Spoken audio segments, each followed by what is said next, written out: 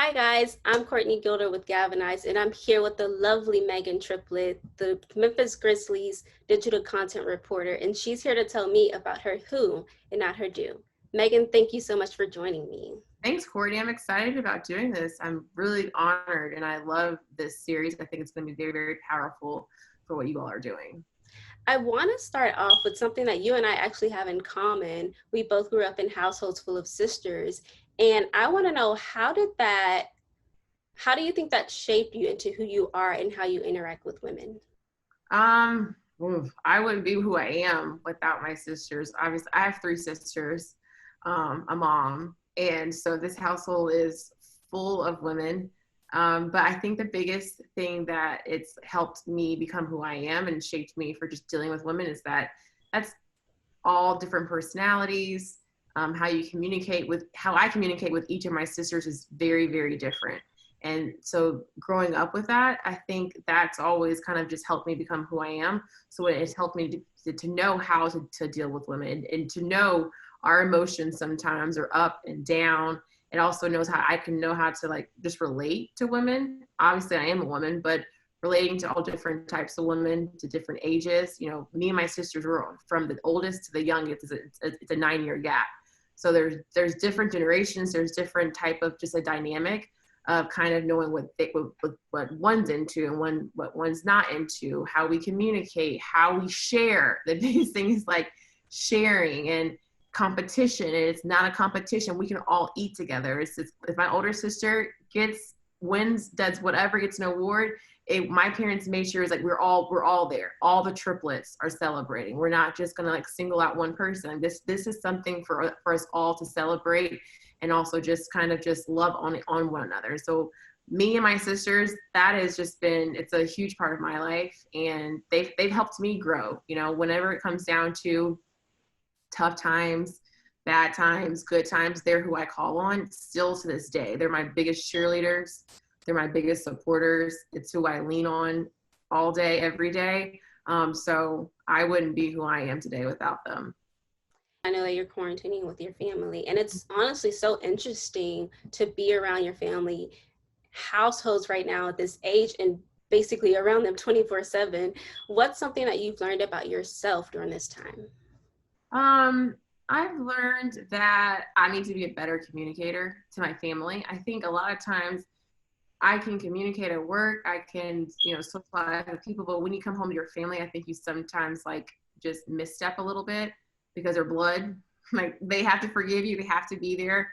And so I think the time that we've spent just like all being in one household, and at one point all of us were here. And so that's, two of my sisters are married. We got two grandbabies. It was a lot of people. And I think it was realizing that we can be better communicators. We're so close, but I think a lot of times you still have stuff that you have to work on as a family, because if you ever get complacent and you're perfect, I don't think God will allow anyone to be like that. So I think for me, it's just how I communicate and how I show my love. I'm not an emotional person. I don't express myself very well when it comes to emotions.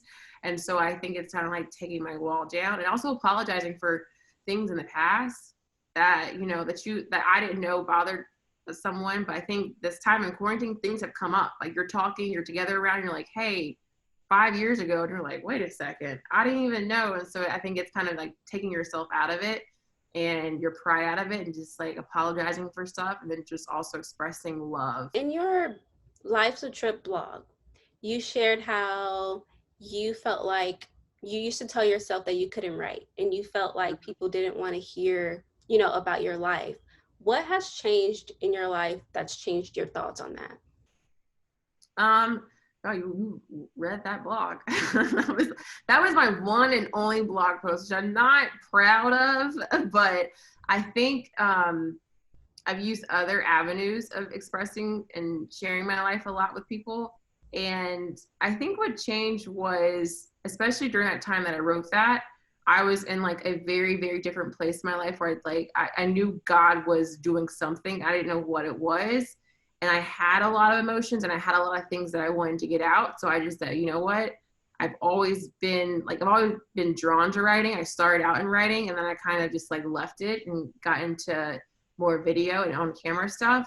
And for writing, it's always been a way to like kind of just like let everything out. I used to write poems. I used to write songs when I was younger, but I never knew it was really anything. I just used to do it for fun. And so I think what's changed is that God just put it in my heart. I feel like he kept drawing me, like going back to that, like write something, do something. And my sisters have always challenged me to say, I'm telling you, like you could really, really, you never know what you could say could help somebody else. I've always been kind of drawn to just like the younger generation of just giving back in the sense of whether it's like babysitting or church youth groups. I've just been something I love to do. And so a lot of kids have told me like, you've been very helpful. And I'm like, well, no, I haven't. Like, just listening, just talking to you, like, just telling the truth. And so, yeah, God just kept bringing me back to that place. So with sharing and, finding different avenues, I know you mentioned, it has helped other people. How do you think that it has changed you being able to share content and not being so private about it and holding it in? Um, it's changed me in the sense of kind of the way I view my journey. I think when you get things out there, when you keep things inside, you kind of have this your own type of perspective, but it's your internal perspective. And sometimes you blow things up to be this huge deal or a very, very minuscule deal. And so when you get it out there more, then you really see it and you can kind of hear yourself. It's kind of, it's therapeutic.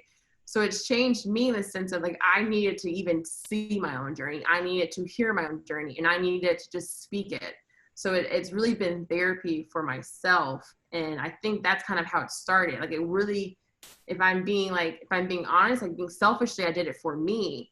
And then God used that to help somebody else. But God wanted me to do it more for myself, just to be therapy and say, you see what I've like had you go through. You forgot.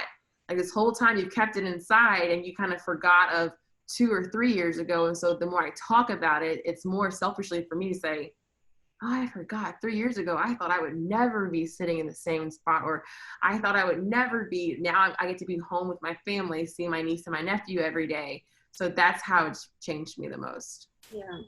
So I know that faith obviously plays a huge part in your life.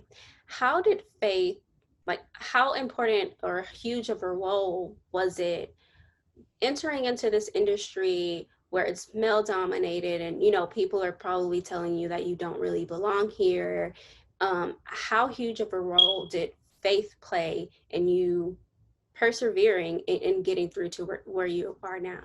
Um, Everything that I've gone through, I've had to rely on it. It's giving me the strength, it's giving me the determination. And, as a Black female, I have seen a lot, I've gone through a lot. And so everything that I've had to go through took a lot of prayer. And it took a lot of me being vocal, but it also takes prayer because I think, especially in the times that we are in right now, we are constantly asking for change and constantly asking for just for people to see us and to hear us. And then yet even my faith is so strong where I also have to forgive. Like, if I'm asking God to forgive me for my sins, for certain things that I've done, I have to forgive others and give them a space and a lane to change. So that is just the biggest thing for even me, not just getting through it, but getting on the other side of it is I have to rely on that because I wouldn't be where I am right now. I wouldn't have gotten over a lot of things. I wouldn't have forgiven a lot of people. And I wouldn't have gotten to see the beauty and the light in some people who have done me wrong. But that I'm so happy I got to see. And like, I don't think that some people would have changed if we aren't vocal, but sometimes they just don't know, like they just don't know and they don't see it. So the perseverance and determination I've had, it's been the whole factor. Like even me speaking out on certain things or saying or talking about it and getting through it has all been prayer driven, and God's just kind of guided me and given me kind of the willpower and the determination and the strength to get around being a Black woman in this industry. Well, thank you for sharing that. I don't want to take too much of your time. We may be out of time. We talk so much, but I do want to thank you so much for sharing your who and, not your do. I know everybody knows what you do, but a little bit more about who you are and what makes you who you are. I really, really appreciate your time, Meghan. Thanks, Courtney. Thank you.